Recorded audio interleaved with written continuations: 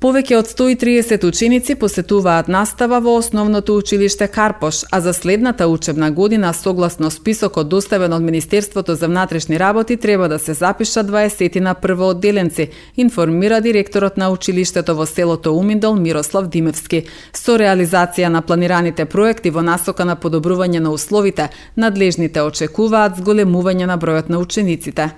Ние сме задоволни со бројот на учениците, имаме околу 135 ученика,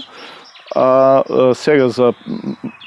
на списокот за првачиња имаме 19 ученика, кои би требало се запишат ова учебна година. Бројот на учениците не се намалува, има некое мало намалување, но не е тоа драстично и се надеваме дека во иднина ќе има млади луѓе и ќе има ученици,